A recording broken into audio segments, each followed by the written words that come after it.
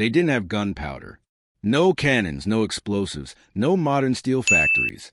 And yet, in the heart of the Middle Ages, they built a weapon so perfect, so precise, that it terrified kings, destroyed knights, and forced the church itself to call it inhuman. How did medieval engineers design an object so deadly that even God's representatives try to ban it from existence? This is the story of the crossbow, the medieval weapon that no one, not even the most powerful empire, could stop.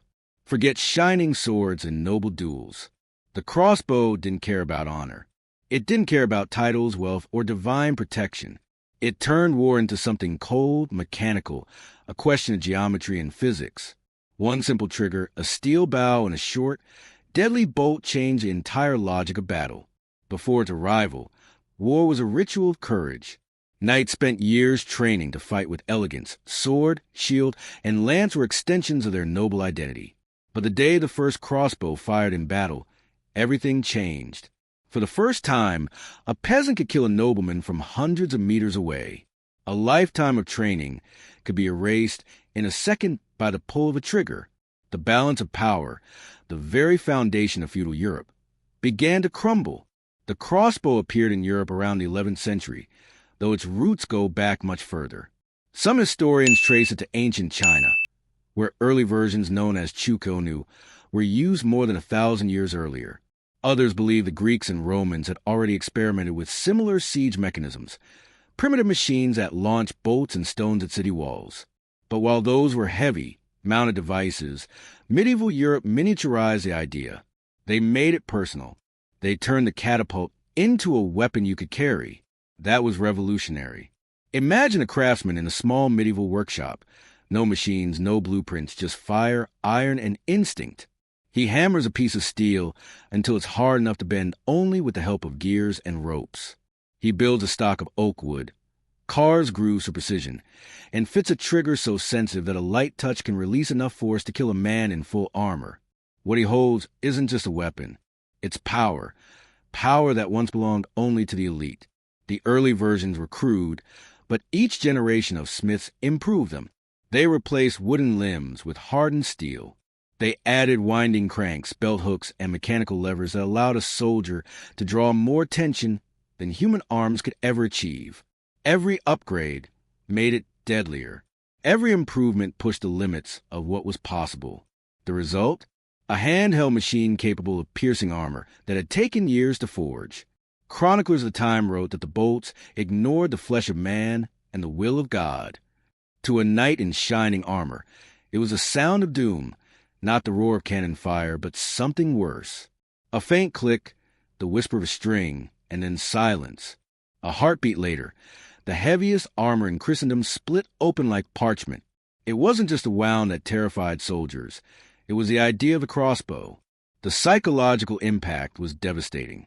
For centuries, knights had believed their armor made them untouchable, chosen by God to rule and fight. The crossbow shattered that illusion. Now, even the poorest soldier could decide the fate of the richest man on the battlefield. One finger, one shot, and centuries of hierarchy crumbled into the mud.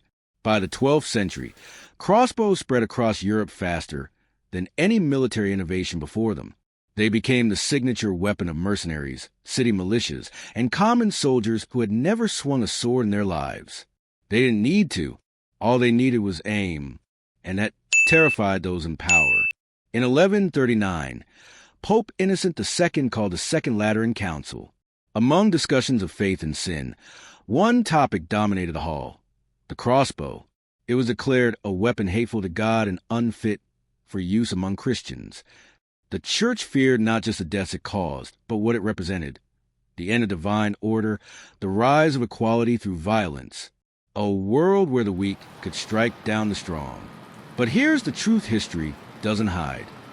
Once the crossbow appeared, nobody was willing to go back. Bans didn't matter.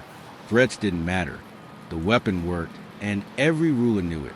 Soon even the armies of Christian kings began using what the Pope had condemned. Because when your enemies have the weapon that can kill you in one shot, you either join them or die by their hand. The crossbow had changed warfare forever.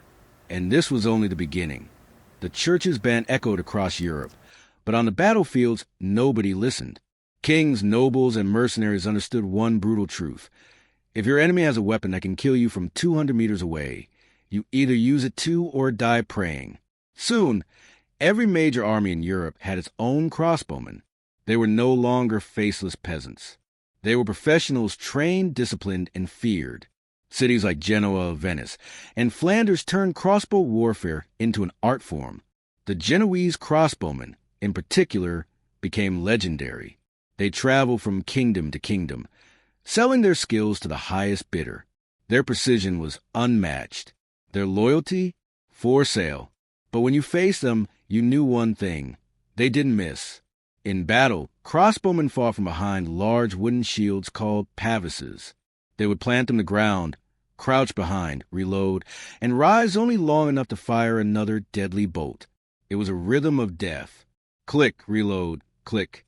Each shot could shatter armor, pierce helmets, or drop a charging knight before his horse even reached the line.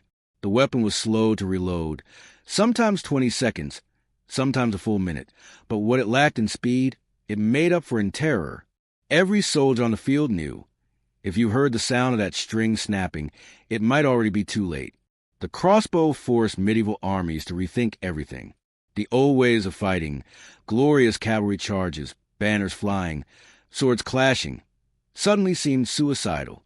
Generals began forming defensive lines, covering shooters with archers and pikemen.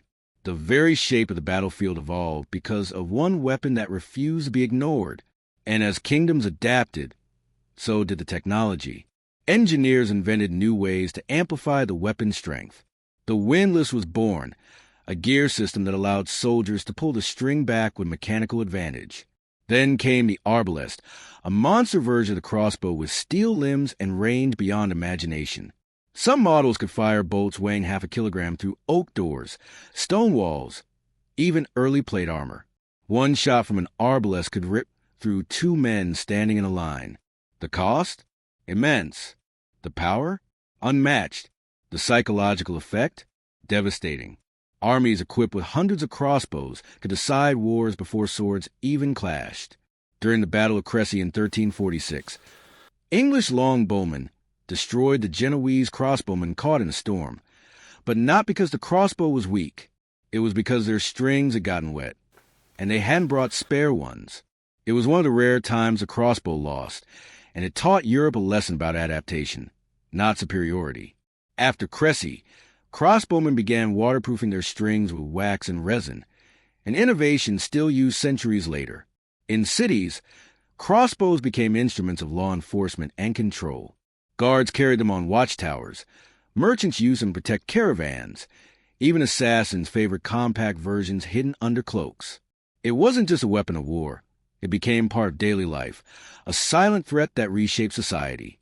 But the true legacy of the crossbow went beyond battles. It changed the very idea of power. Before it, war belonged to nobles, men with armor, money, and bloodlines.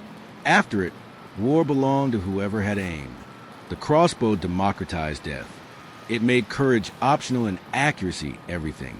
No longer did lineage decide victory. Precision did, and that terrified those who ruled, because in a world where anyone could kill a knight, the illusion of divine order began to fade. For the first time, equality arrived not through politics or philosophy, but through a trigger. When gunpowder finally entered Europe, the crossbow didn't disappear. It evolved. Its trigger design became the foundation of the early arquebus and musket.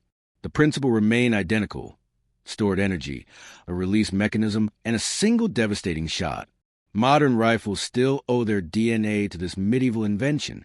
Ironically, the church that once banned it now displays crossbows in cathedrals and museums, polished, admired, even celebrated.